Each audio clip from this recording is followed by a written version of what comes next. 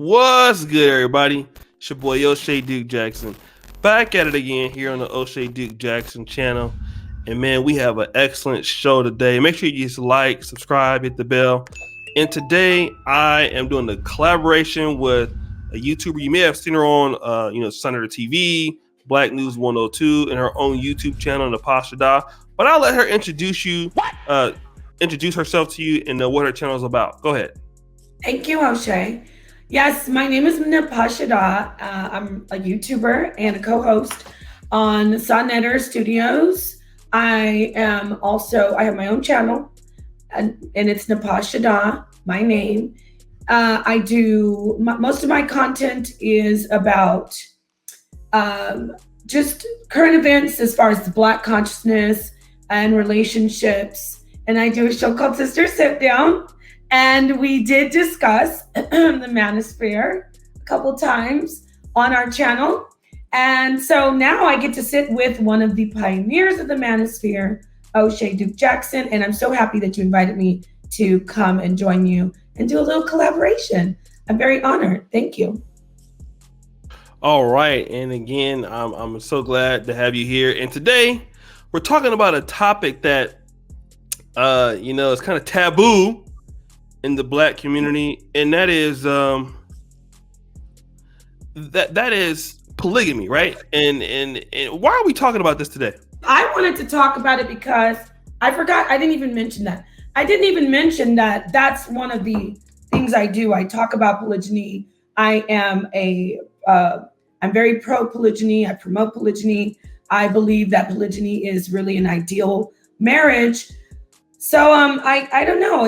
I see the manosphere is very about brothers and empowerment, empowerment for men, anti-feminism. So I thought that'd be a great topic. And also, I did see you do a stream that said, something about women who sleep with married men or something like that. I don't think that's what you really meant during the stream, or you can tell me if that's what you meant. But I wanted to clear that up, that it's a right for a man to have more than one wife. And just let people know the pros of polygyny. Let people know, dispel any myths about polygyny. So yeah, that's what I wanted to do. One thing that I wanted to do on your channel today.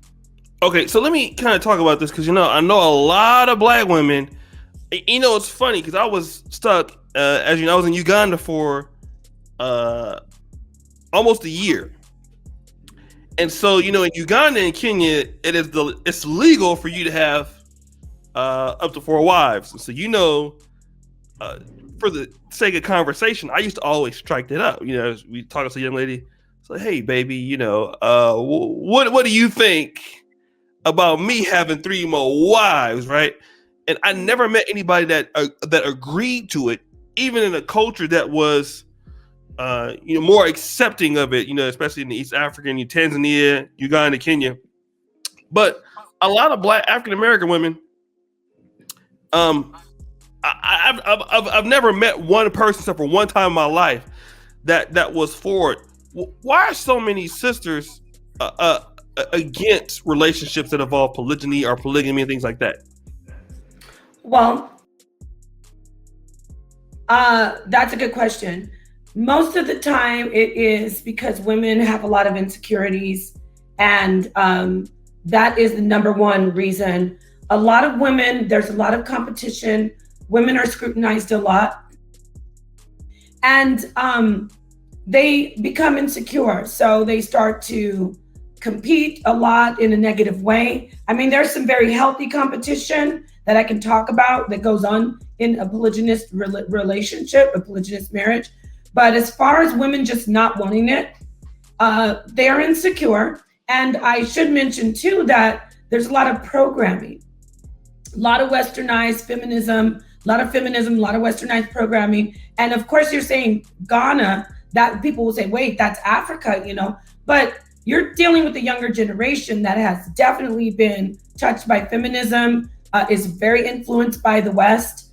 So the answer is feminism, that feminist programming and women already being insecure, being very insecure about, the competition of another woman, comparing themselves a lot to other women in the wrong way.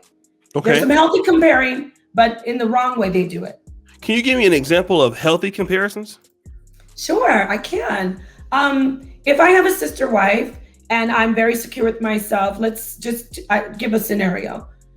She's 5'2" and I'm 5'9", and say she's 5'2", and I know that my man, he prefers, or he's not 5. Say my husband is 5'9". So my sister wife might be 5'2", right? Well, she's 5'2", and I'm 5'9". I'm going to not wear high heels because it's like I'm comparing myself to her. I'm saying, well, I know my husband doesn't want me to be taller than him. So, he likes the way my sister wife is petite. So I'm gonna instead of wear my stilettos and be towering over him and her when we go somewhere, I'm gonna, compare myself to her and be like, okay, I'll wear my cute flats, my little ballerina slippers, something like that. Another way is, some healthy comparing is, let's say that I'm just, my skin isn't good. I have a lot of acne. And I see my sister wife has very beautiful skin. A healthy way to compare myself is to go and say, wow, I look at her skin, I see it's nicer than mine. I go to her and ask her, can you help me? Tell me your beauty secrets. And then she'll share those beauty secrets with me and help me with my skin. Now, the negative way would be, I have bad skin, I don't do anything about it, and I just hate her for having nice skin.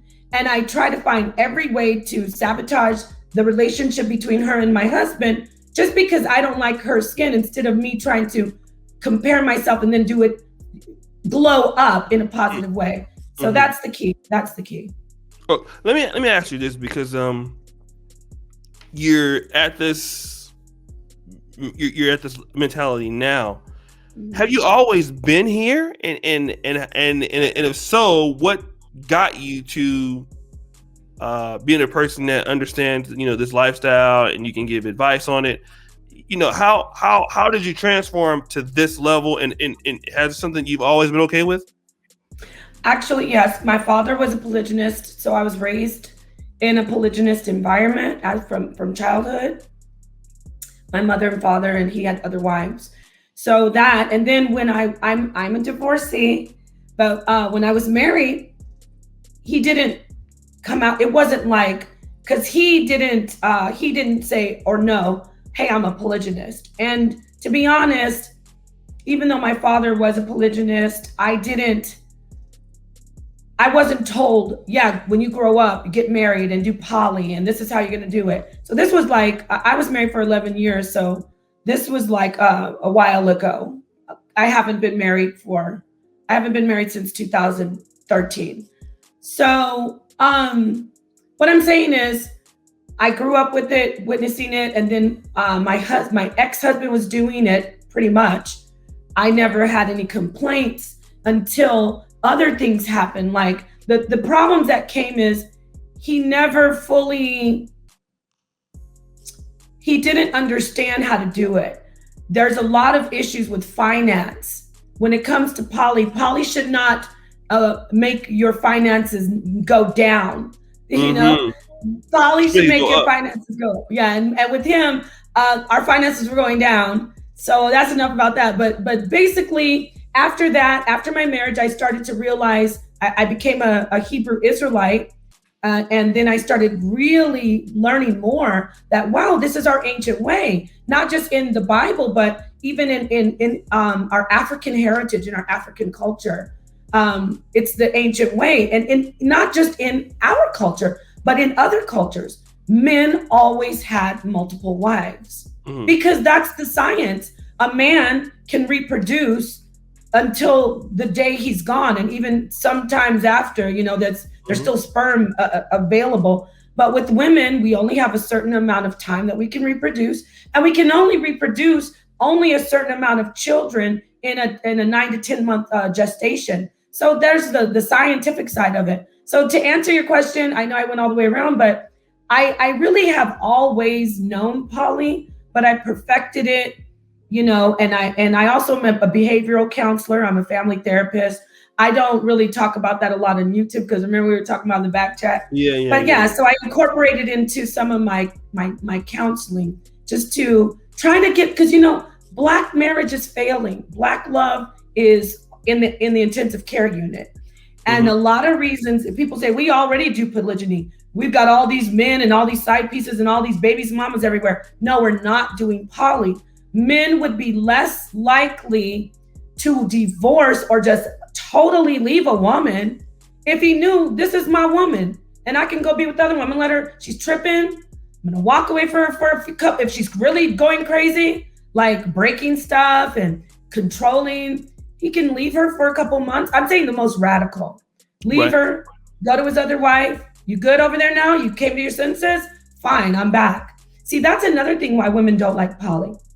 Because when you're the only one, you've got that P control. Oh, he's not going to get any of this. Oh, you want to hold it back? Oh, you think I can't get it? I have another wife, right? She'll get in, she'll click into shape. Look at all the very rich men and all the famous men. These women, you think Floyd Mayweather's wives are worried about him having all the other wives? They're not. No. Yeah, probably not as much. And they have to really stay on top of if they do something he doesn't like, they know he's not going to spend time with them. He's going to go be with someone else. So that's why women have a problem with poly. That's one reason. I'm not trying to be insensitive to my sisters, but that is one serious reason. So anyway.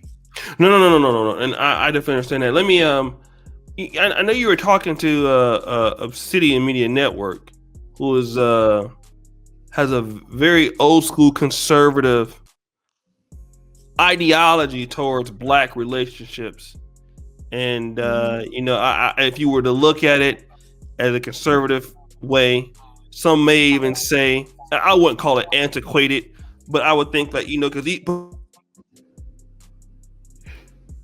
but Obsidian is saying that polygyny could not solve problems because you're having problems in the Black community as it is with just, one person staying with one person. Monogamy is a problem. So then if Black people can't get along with one-on-one, how can a brother take on two wives, especially with some of these sisters that have come up, and a lot of these brothers have come up under, single parent homes and things where there's not a really good model. How would you explain that?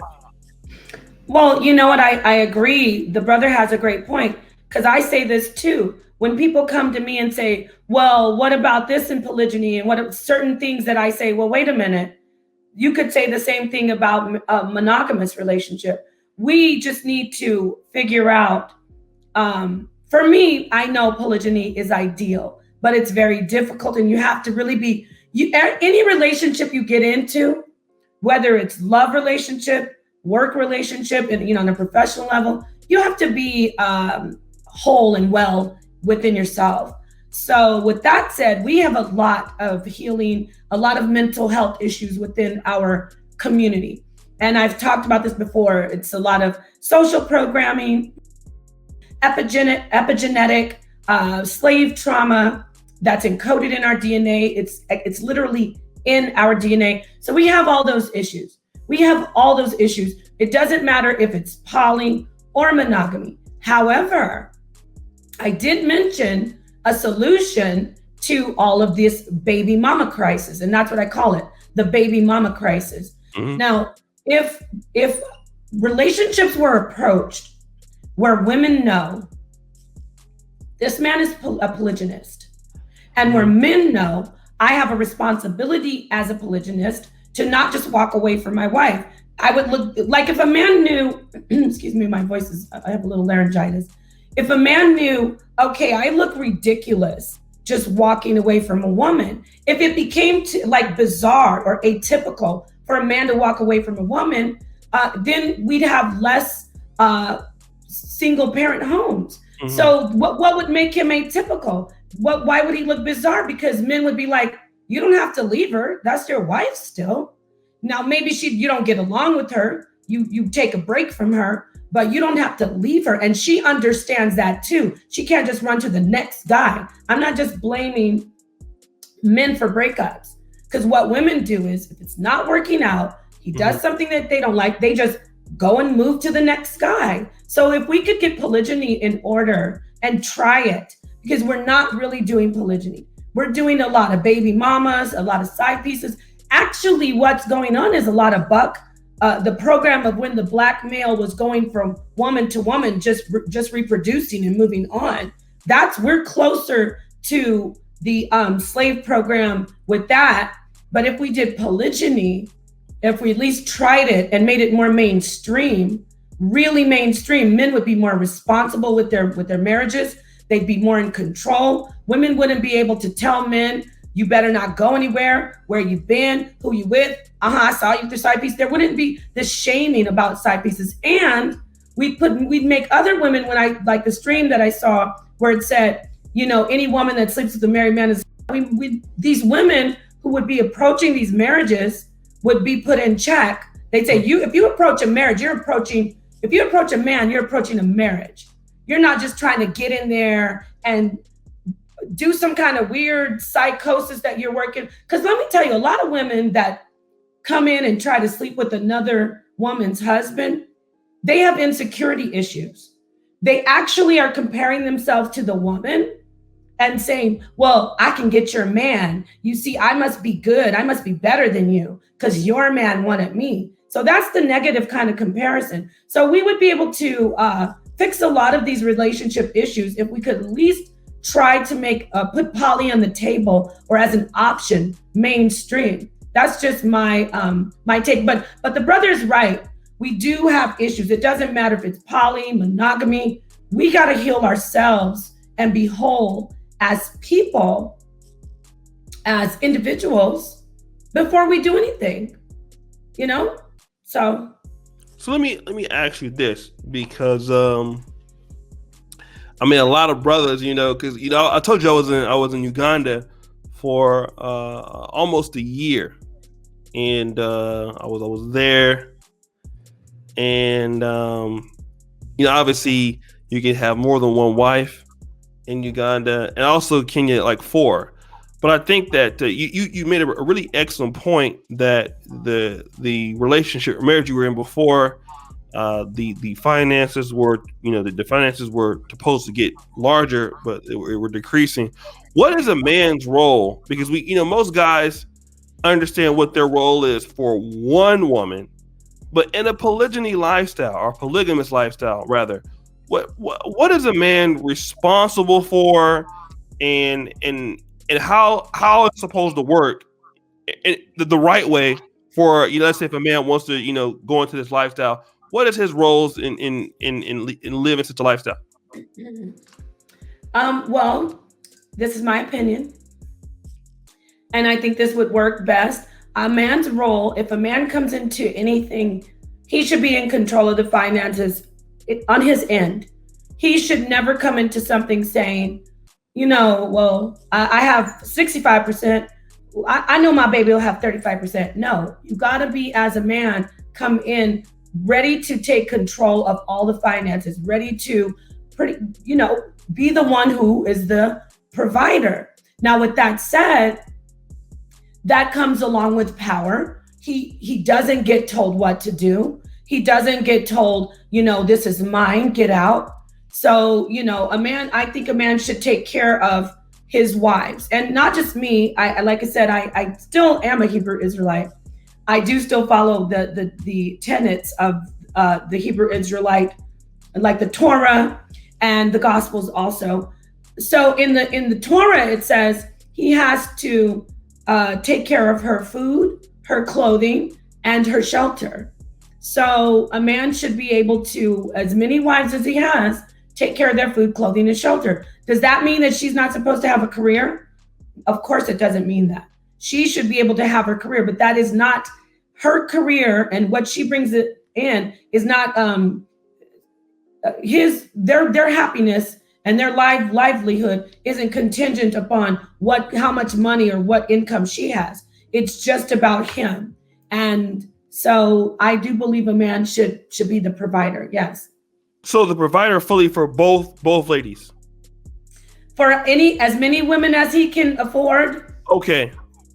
And let me, Excuse so me. I understand that. So when you say provide, can you, because I know there's different variations, there's different, what would your, when you talk about provision, what is it that, that you would define as providing provision for wives and things like that? Because obviously there's different scales of that. Right, right. Good question. So as I said, what I follow is, what the Torah says. He's responsible for her living, her food, her clothing, and her shelter, her home. Now, the comfortability of all of that. Now, that doesn't mean that he's going to be spending $10,000 a month on her clothes and her food and her living in the lap of luxury. It's dependent on what the man and the woman decide. If they want to live a minimalist lifestyle, if they don't want to spend a lot of money, if they want to have a certain budget, that's fine. If he wants to, if she, it just, you know what I'm saying? So people hear that and they're like, I can't afford all that. It depends on the woman. It depends on the man.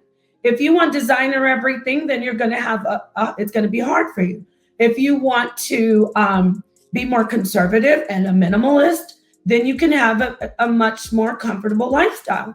That's why you see a lot of, I'm not going to really say Quakers, but like Mormons and people who know how to rely on like the rural living. Not saying all Mormons do rural living. I know there are Mormons that live right in the middle of cities, but you get what I'm saying, like the rural living, like going back to the roots of things, the grassroots of things, composting, gardening, growing your own food, learning how to make your own clothes. And now I'm not saying you have to only do that, but I'm giving some examples on just because a man, you hear me say, or not you, O'Shea, but people in general, just because you hear me say, well, a man should take care of her. It's up to the person, the man and the woman or the women, what their budget is going to be. But he definitely should be able to cover those. He should be able to cover her food, her clothing, and where she lives. He should be able to cover that. Okay. I understand that. So let me talk to you about this. There's some couples I've seen where people live in the same house. Yeah. Some women live in different homes, maybe, and he spends some time, 3 days there, 3 days the other place. Like, how do you prefer that it's done? Like, is it just like, how does it live? These are good questions. Yeah, these are good questions. Not that I want to do nothing like that, but I'm just saying, just in case, like, how does this work? Right. That's a great question. And that's a common question. So it depends on the people. But for me, ideally, I think this is what I would recommend. And this is what I think works best. You have the one home where the man that's his place. Okay. Now, sidebar, even if you're monogamous, you should have, as a man, you should have somewhere you could get away from everybody. Even if you're monogamous, you guys call it man cave or whatever. Maybe somebody has a condo somewhere around. My dad did. He always had another condo like away from, but anyway.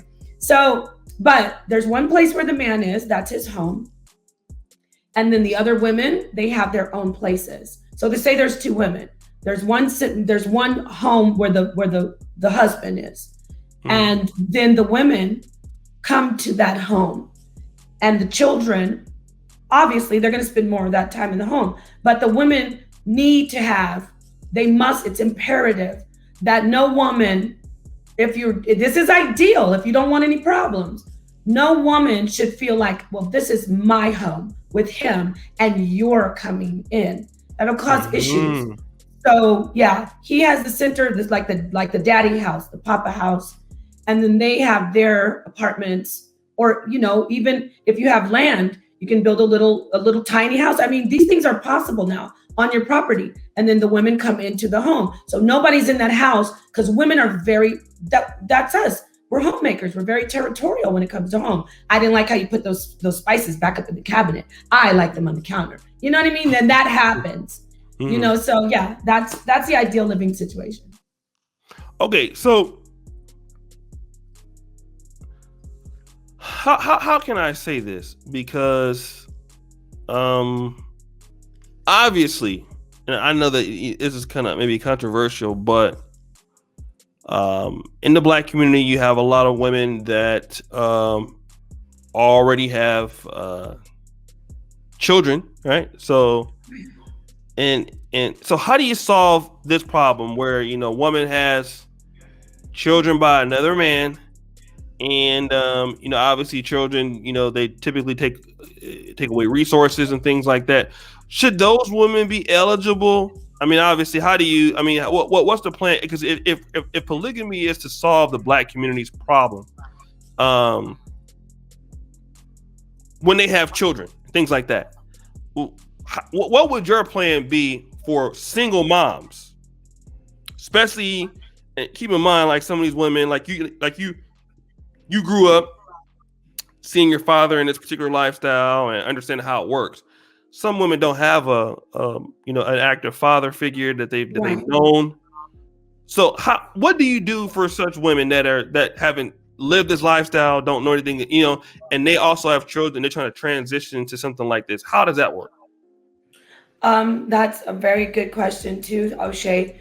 First off, we want to keep in mind that if you are pro-Black, or if you are very conscious about what's the state of our people, that we have a lot of crisis. I said the baby mama crisis, but we truly do have a Black boy crisis.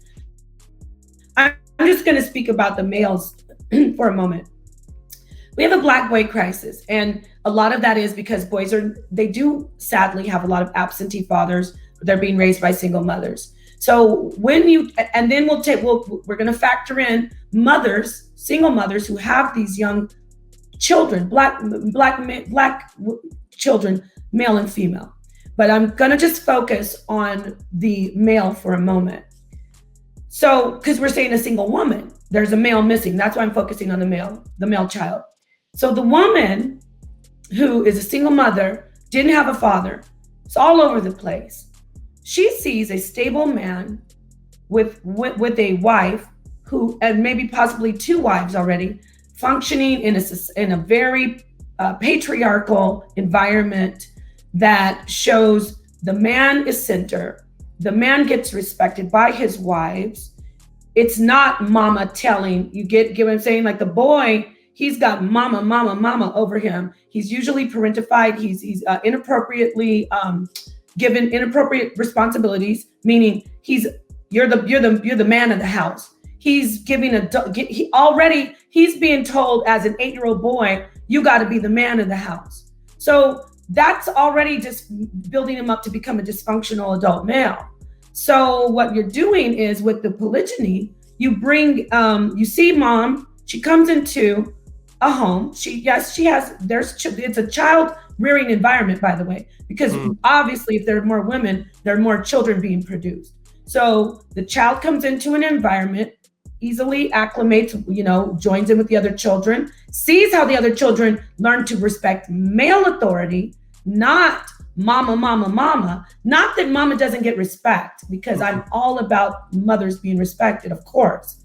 But it's a patriarchal society. So what it would do, not only talking about how the mother would be, not focusing on the adult, we're going to focus on how the child benefits.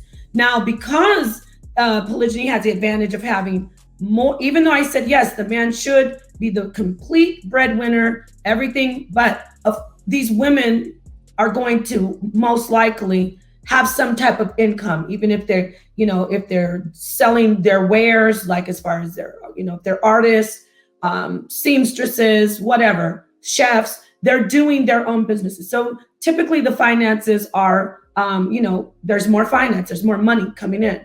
So there's not going to be so much of a burden, as you said, the child is going to use it. Everybody uses up resources, but I get what you're saying. Mm-hmm. There's going to be more of a support for finances. It's not going to be so heavy on just the man, even though, yes, It's his responsibility to take care. Because, brother, this is what I'm trying to say about that. Mm-hmm. At any time a woman thinks, I don't care how precious you think she is, I don't care how soft spoken, I don't care how, yes, oh, of course. Anytime she thinks she's got you by the purse strings, she's losing respect for you. Not saying that she's losing respect where she's gonna spit in your face, but she's like, I should be able to say what goes on. And you don't want that in a polygynous relationship. You don't want it in any relationship, but you definitely don't want it in a relationship where she's trying to control what you do with your other wives. So I digress. So the answer to that is, it would work well for a single mother. Plus the woman who's never been in a father relationship, she comes in and she's like, oh, this is how we, the man is the center. The father is the nucleus. I love it's really a turn on too. It actually, I don't have all the science, but I know that it's a high for a lot of women to see men being powerful, to see a man in control, because innately women look to men for protection. And that's even with the biggest feminist. Let her be walking through a strange place and some mugger jumps out. She's not going to say, stand back, honey, I got this. She's going to jump behind her husband, because naturally women want men to protect. So the long answer, of course, I like to be thorough, is it would be beneficial for a woman to come in, because her children are benefited, especially her male children. And then her daughter gets to grow up with the father and see, and then she goes on and says, yes, the man is the center, patriarchy. So, yeah. But what do you think the benefit for what would be the benefit for the man? Well, of course, he gets to that's another wife. That's a big deal. You know, that's not the only thing though. He gets he gets to have his other wife that he desires. He gets the respect from that woman. He sees his wife, because we're talking about real relationships. We're talking about a man who will love a woman. That's why he would bring her in. He gets to see that woman join with his other wives. And people might say, oh, I'm full of it, but it's like a mini kingdom for him. It really goes a long way. Our men are suffering from, I'm not saying Black men are victims, but they're suffering from a lot of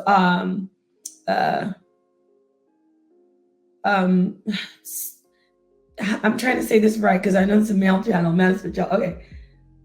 The Black man is treated worse than any individual in society.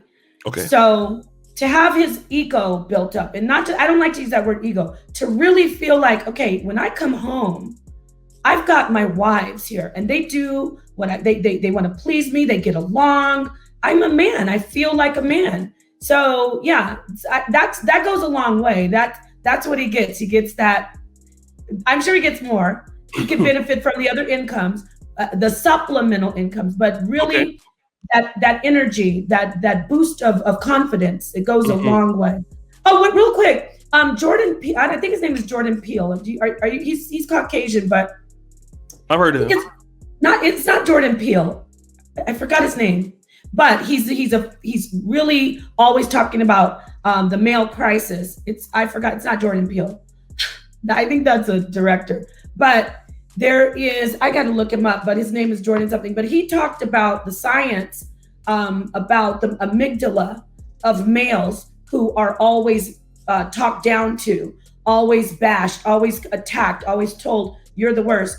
The science of the mind is that the amygdala gets bigger, and that's the part of the brain that controls emotion.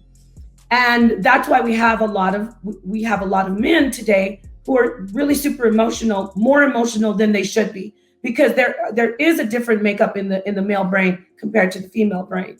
So that is happening because of a lot of the mistreatment of Black men being attacked, Black men being targeted. That's a science that there's research behind that. So what happens is when you have that energy of the women really being serving you, or not like in Coming to America, but being in order, allowing you to be the man that you are, being polygynous. When you have that, what you do is there is the hypothalamus, and that increases, and that's the side of the brain that's very logical, very very male centered.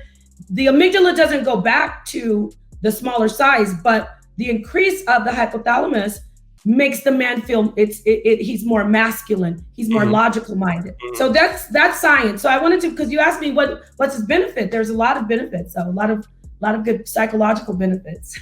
Okay, now I definitely understand that. Well, Napai, been really wanting you to come over for a long time, and I know you're on so many different platforms. Where can the people find you? I know there's Sonetter TV, there's Black News 102, but did you want to promote your own YouTube channel for people to come and subscribe to you there? Or yeah, of course. I just want to tell you, I thank you for bringing me on, and I love your show, your channel, especially I love celebrity junk. So you can what's good, everybody? No, so you can find me at Napashada, of course. My name is Napah, and then last name Shadah. That's my YouTube channel, and yeah, I do a lot of co-hosting with Sonetter at HOK on Sonetter Studios and Black News 102. Yeah, and we're gonna bring you over there. I gotta have you over there. I gotta come back over there. Last time I was over there on the Brother Break Bread, I was lighting it up. I was dropping some knowledge over there. So I'm you were, and then it was so late for you. I feel bad because you have such a big time difference. But yeah, I want you to come on and do a different Brother Break Bread. It's gonna be the Manosphere edition. Dun, dun, dun. No, really. Yeah. You, Obsidian, Jap, and then I'm gonna bring Black Ram on there. Hopefully, shout out to my brother Black Ram. Okay, so he gonna be on our side. So Ram. So so yeah, but I definitely appreciate you. I just got almost three. But thank you so much for coming on. Shout out to Black News 102, Sonetter TV. You're doing a really good job over there helping them out with the platform, and you're doing a really excellent job. And sometimes I see you streaming late night, and it'd be like 3 or 4 in the morning here. All right. Sometimes I be asleep. I just go in there, super chat, and I go back to bed. So I really thank you. I gotta say thank you for all that support. Wow, you are so awesome. I always say, you said I was banging on the Manosphere. I always say, you know what? I got to show my brother O'Shea some love, because he is the brother. You are the brother who is bringing them. You are going to bring the sisters and the men together. I feel it. You got what it takes. So I try to do my thing. They be hating on me, but I try to do my thing. Yeah. Shout out to Sonetter, by the way. Peace and Black Power. Yeah. Peace and Sonetter. So all right, thank you, brother. Thank you so much. And guys, as always subscribe to Buffoonery Remains at an all-time high. I'm out.